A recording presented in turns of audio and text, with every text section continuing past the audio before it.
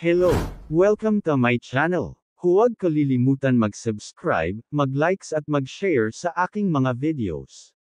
Ang pag-uusapan natin ngayon ay tungkol sa bagong desisyon ng Korte Suprema sa kaso ni People of the Philippines versus Lucky Enriquez Icasipi, na inilabas ng Supreme Court Information Office nitong January 3, 2025. Sa kasong ito ay napahiya na naman ang mga pulis at taga-PDEA. Na alam naman natin sa fiscal pa lang ay kinakampihan agad ng mga tiwaling fiscal at judge ang mga pulis at taga-PDEA na kahit labag sa batas ang paglusob at pag-aresto ay sasabihin tama. Kawawa ang mga binibiktima ng mga pulis at taga-PDEA. Biktima ka na nga ay bibiktimahin pa ng mga tiwaling fiscal at mga judge. Kapag ninalasmalas ka maging sa Court of Appeals ay kinakampihan pa ng mga tiwaling justices ng Court of Appeals. Mabuti na lang may mga matatalino at mababait na mga justices tulad ni Senior Associate Justice Marva Cleonen na nagpo-protekta sa mga karapatan ng mga inaapi. Sa totoo lang ang mga violators ng ating mga batas ay ang mga prosecutors or fiscal at mga judges, mga taga-ombudsman, PNP Internal Affairs Service, NAPOLCOM, NLRC, at ibang sangay ng gobyerno na ginagawang negosyo ang kanilang opisina. Ikaw na biktima ang kanilang tatakutan at pagbabantaan ng buhay mo at sisisihin ka pa kung bakit nagdemanda ka sa mga kriminal. Sa halip na protektahan nila ang mga kawawang mga biktima baliktad ang nangyayari, ang biktima pa ang kanilang winawalang hiya at tinatakot. Kaya patuloy ang pang-aabuso ng nasa gobyerno. Kaya ang mga civilian na mga criminal at mga taga-gobyerno na violators of the law ay wala nang takot gumawa ng krimen. Kasi alam nila na nababayaran, nasusuhulan nila ang mga tiwali sa gobyerno. Tayong mga biktima ang kawawa. Diyan nga lang sa Dasma at Imus Cavite at Manila at diyan sa Mindoro sobrang mga tiwali diyan ang mga prosecutors at judge. Ikaw pa na biktima ang kanilang pagagalitan. Wala nang hustisya tayong mga biktima. Sa kasong ito napahiya na naman ang mga polis at taga-PDEA sa kanilang paglusob sa bahay ng biktima. Pakinggan nyo ang magandang kaso na ito. The Supreme Court emphasized that search warrants must clearly define the location to be searched, otherwise, they are invalid for violating the right against unlawful searches and seizures.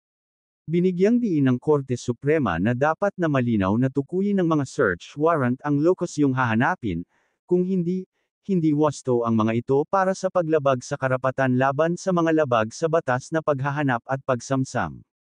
Sa isang desisyon na isinulat ni Senior Associate Justice Marva Cleonen, inabsuelto ng 2nd Division ng Supreme Court si Lucky Enriquez sa mga krimen ng illegal possession of dangerous drugs at drug paraphernalia sa ilalim ng Republic Act No. 9165 o Comprehensive Dangerous Drugs Act of 2002, dahil sa isang depektong search warrant at hindi regular na pagpapatupad nito.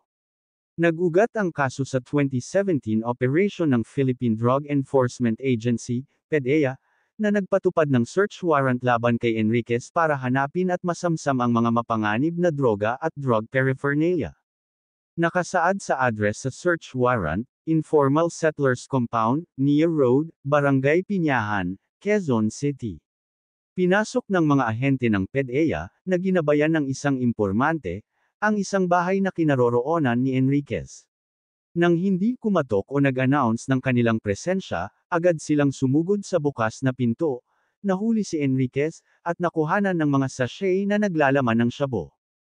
Hinatulan ng Regional Trial Court si Enriquez, at kinatigan ng Court of Appeals ang desisyon.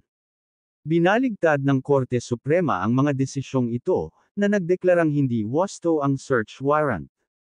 Ang konstitusyon ay nangangailangan ng isang wastong search warrant upang partikular na ilarawan ang lugar na hahanapin. Ang pangangailangang ito ay mahalaga upang maiwasan ang pagpapatupad ng mga opisyal na magdesisyon sa kanilang sarili kung saan hahanapin at kanino at kung ano ang sakupin. Ang Korte Suprema ay nagpasya na ang search warrant ay masyadong malawak at mahalagang isang pangkalahatang warrant na ipinagbabawal ng konstitusyon. Ang kakulangan ng detalyeng ito ay nagbigay sa mga ahente ng PDEA ng walang limitasyong kapangyarihan upang hanapin ang buong compound. Napag-alaman din ng Korte Suprema na hindi na isagawa ng maayos ang search warrant. Ayon sa Rule 126, Sections 7 at 8 ng Rules of Court, dapat munang kilalanin ng mga ahente ng gobyerno ang kanilang sarili at humingi ng permiso na makapasok sa lugar na nais nilang hanapin. Maaari lamang nilang pilitin ang kanilang pagpasok kung sila ay hindi makapasok. Pinoprotektahan ng panuntunang ito ang taong binibigyan ng warrant at ang mga ahente mula sa posibleng karahasan na maaaring mangyari mula sa isang hindi ipinaalam na pagpasok. Karagdagan pa, ang mga paghahanap ay dapat gawin kasama ang mga legal na nakatira sa bahay bilang mga saksi o, kung hindi sila available, dalawang residente sa parehong lugar. Sa kasong ito, si Enriquez ang legal na nakatira sa bahay ngunit hindi nasaksihan ang paghahanap. Dapat sa mga binibiktima ng mga polis at mga taga-PDEA ay kasuhan niyo sila ng damages at administrative case at criminal case dahil napawalang sala kayo ng Korte Suprema. Malaking pinsala ito sa inyong mga biktima, piniruhisyo kayo, nagdulot sa inyo ng pinsala, nakulong kayo ng walang kasalanan. Kaya ang masasabi lang namin sa inyo ay kasuhan ninyo ang mga polis at taga-PDEA. Hanggang dito na lang ang video na ito. Thank you for watching.